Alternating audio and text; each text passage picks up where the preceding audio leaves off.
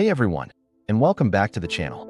Today, we're kicking off a super exciting new series, diving deep into the world of Stargate and its connections to ancient Egypt. And what better way to start than with the big bad himself, Ra? Was the movie's alien parasite who enslaved humanity anything like the real Egyptian god? Let's find out. In the 1994 movie, Ra is an alien being from a dying race. He travels the galaxy, finds Earth, and discovers that the primitive humans here make perfect hosts.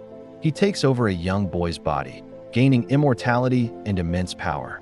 He then transports thousands of these humans to a distant planet, Abydos, forcing them to mine a mineral to power his technology.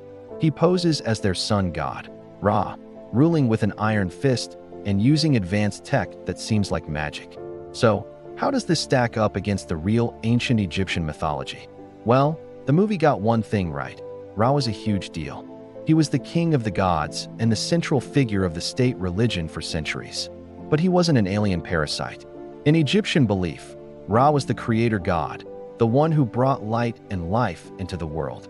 He was seen as the physical sun itself, traveling across the sky each day in his solar bark, or boat, and then journeying through the underworld at night, defeating chaos to be reborn at dawn.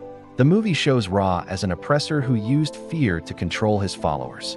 The real Ra, however, was generally seen as a benevolent creator and sustainer of life.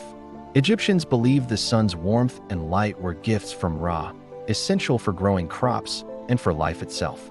While he could be a figure of immense power and justice, he wasn't the tyrannical slaver portrayed in Stargate.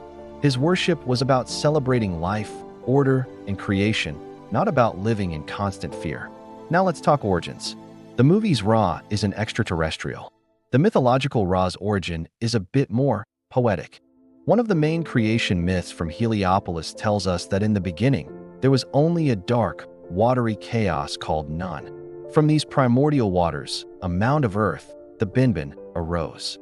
And on this mound, the god Adam, who would later merge with Ra to become Adam-Ra, willed himself into existence. He then created the other gods and goddesses, and eventually, humanity from his tears.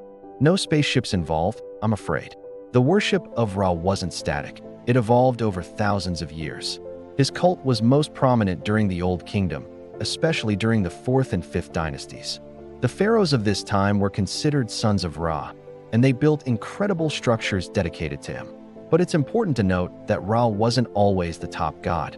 Before him, local deities were worshipped, and after the Old Kingdom, his prominence was challenged by other gods like Amunias from Thebes. Eventually, the two gods merged into Amunias-Ra during the New Kingdom, creating an even more powerful and universal deity who became the king of the gods. This shows that Egyptian religion was flexible, adapting and combining beliefs over time. It wasn't a single, unchanging doctrine imposed by an alien overlord. One of the coolest archaeological links we have to the real Ra are the sun temples. Starting in the 5th dynasty, pharaohs began building these unique structures. They weren't tombs like the pyramids. They were open-air temples designed for worshipping the sun god.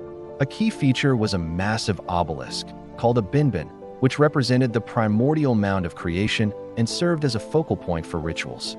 The movie's pyramid landing pad for Ra's ship is a cool sci-fi concept. But the real-life sun temples were centers of economic and religious life, celebrating the sun's daily journey and its life-giving power. They were places of offering and festivals, not mining operations for alien technology. So, while Stargate's Ra is an unforgettable villain, he's a sci-fi creation inspired by the name and solar connection of the Egyptian god. The real Ra was a complex, central figure of creation, order, and life in one of history's most fascinating civilizations.